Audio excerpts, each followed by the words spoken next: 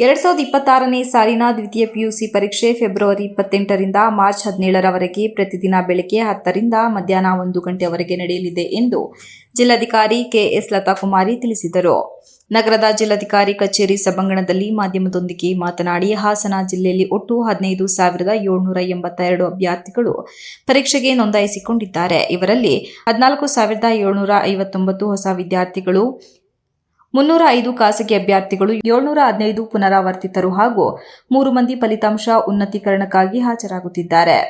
6,167 ಬಾಲಕರು ಮತ್ತು 8,592 ಬಾಲಕಿಯರು ಪರೀಕ್ಷೆ ಬರೆಯಲಿದ್ದಾರೆ. ಜಿಲ್ಲೆಯಲ್ಲಿ ಒಟ್ಟು 33 ಪರೀಕ್ಷಾ ಕೇಂದ್ರಗಳನ್ನು ಸ್ಥಾಪಿಸಲಾಗಿದೆ. ಹಾಸನ ನಗರದಲ್ಲಿ 12, ಆಲೂರು 1, ಅರಸೀಕೆರೆ 6, ಅರಕಲಗೂಡು 3, ಬೇಲೂರು 2, ಚನ್ನರಾಯಪಟ್ಟಣ 4, ಜಾವಗಲ್ 1, ಹೊಳೆನರಸೀಪುರ 3 ಹಾಗೂ ಸಕಲೇಶಪುರ 1 ಕೇಂದ್ರಗಳಿಗೆ ಪ್ರತಿ ಕೇಂದ್ರದ ಸುತ್ತಮುತ್ತ 200 ಮೀಟರ್ ವ್ಯಾಪ್ತಿಯನ್ನು BNSS 144 ಅನ್ವಯ ನಿಷೇಧಿತ ಪ್ರದೇಶವೆಂದು ಘೋಷಿಸಲಾಗಿದೆ.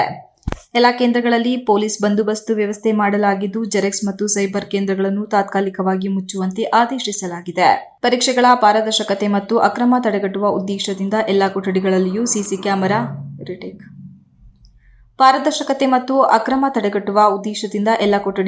ಸಿಸಿಟಿವಿ ಕ್ಯಾಮೆರಾ ಕಣ್ಗಾವಲು ಹಾಗೂ ವೆಬ್ಕಾಸ್ಟಿಂಗ್ ವ್ಯವಸ್ಥೆ ಮಾಡಲಾಗಿದೆ.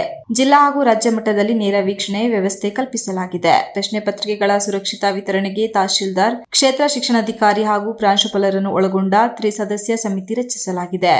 ಜಿಪಿಎಸ್ ಅಳವಡಿಸಿದ ವಾಹನಗಳಲ್ಲಿ ಶಸ್ತ್ರಸಜ್ಜಿತ ಪೊಲೀಸ್ ಸಿಬ್ಬಂದಿಯೊಂದಿಗೆ ಪ್ರಶ್ನೆ ಪತ್ರಿಕೆ ಸಾಗಿಸಲಾಗುತ್ತದೆ ಎಂದರು. ಪರೀಕ್ಷಾ ಕೇಂದ್ರಗಳಲ್ಲಿ ಮುಖ್ಯ ಅಧೀಕ್ಷಕರನ್ನು ಹೊರತುಪಡಿಸಿ ಇತರ ಸಿಬ್ಬಂದಿಗೆ ಮೊಬೈಲ್ ಬಳಕೆ ನಿಷೇಧಿಸಲಾಗಿದೆ. ವಿದ್ಯಾರ್ಥಿಗಳಿಗೆ ಮೊಬೈಲ್, ಬ್ಲೂಟೂತ್, ರಿಸ್ಟ್ ವಾಚ್ ಸೇರಿದಂತೆ ಯಾವುದೇ ಎಲೆಕ್ಟ್ರಾನಿಕ್ ಸಾಧನಗಳನ್ನು ತರಲು ಅವಕಾಶವಿಲ್ಲ. ವಿದ್ಯಾರ್ಥಿಗಳು ಮೊದಲ ದಿನ ಕನಿಷ್ಠ 40 ನಿಮಿಷ ಮುಂಚಿತವಾಗಿ ಕೇಂದ್ರ ತಲುಪುವಂತೆ ಸೂಚಿಸಲಾಗಿದೆ. ವಿಕಲಚೇತನ ವಿದ್ಯಾರ್ಥಿಗಳಿಗೆ ಒಂದು ಭಾಷೆಯಿಂದ ವಿನಾಯಿತಿ, ಸಹಾಯಕ ಬರಹಗಾರರ ವ್ಯವಸ್ಥೆ, 1 ಗಂಟೆ ಹೆಚ್ಚುವರಿ ಕಾಲಾವಕಾಶ ಹಾಗೂ ನೆಲಮಹಡಿಯಲ್ಲಿ ಆಸನ ವ್ಯವಸ್ಥೆ ಕಲ್ಪಿಸಲಾಗಿದೆ. ಈ ಬಾರಿ 48 ವಿದ್ಯಾರ್ಥಿಗಳಿಗೆ ಈ ಸೌಲಭ್ಯ ದೊರೆಯಲಿದೆ. ಮಧುಮೇಹ ವಿದ್ಯಾರ್ಥಿಗಳಿಗೆ ಪರೀಕ್ಷೆ ಮಧ್ಯೆ ಆಹಾರ ಸೇವನೆಗೆ ಅವಕಾಶ ಕಲ್ಪಿಸಲಾಗಿದೆ ಎಂದು ಹೇಳಿದರು. ಈ ಪರೀಕ್ಷೆಗಳನ್ನು ನಡೆಸಲಿಕ್ಕೆ ಮುಂಜಾಗ್ರತಾ ಕ್ರಮವಾಗಿ ಜಿಲ್ಲಾಡಳಿತ ಒಂದು 200 ಮೀಟರ್ನ ಪ್ರದೇಶವನ್ನು ನಮ್ಮ ಭಾರತೀಯ ಸಂಹಿತೆ ಮೇರೆಗೆ ನಿಷೇಧ ಪ್ರದೇಶವಂತೇಳಿ ನಾವು ಘೋಷಣೆ ಮಾಡಿದ್ದೇವೆ. ಮತ್ತು ಸೂಕ್ತ ಪೊಲೀಸ್ ವ್ಯವಸ್ಥೆಯನ್ನು ಕಲ್ಪಿಸಲಾಗಿದೆ. ಜೊತೆಗೆ ಆ 200 ಮೀಟರ್ ವ್ಯಾಪ್ತಿಯಲ್ಲಿ ಯಾವುದೇ ಜೆರಾಕ್ಸ್ ಮತ್ತು ಇತರೆ ಫೋಟೋ ಕಾಪೀಸ್ ಮಾಡೋ ಅಂಗಡಿಗಳು ಸಹ ಇರಬಾರದು, ಅದು ಸಹ ತಿಳಿಸಿದ್ದೇವೆ. ಈ ಎಲ್ಲ ಮುಂಜಾಗ್ರತೆಗಳ ಜೊತೆಯಲ್ಲಿ ನಾವು ಈ CCTV ಕ್ಯಾಮರಾಸ್, ಪರೀಕ್ಷಾ ಕೇಂದ್ರದಲ್ಲಿ CCTV ಕ್ಯಾಮರಾಸ್ ಅಳವಡಿಸಲಾಗಿದೆ. ಆ CCTVಗಳನ್ನು ಮತ್ತೆ ವೀಕ್ಷಣೆ ಮಾಡಲಾಗುವುದು.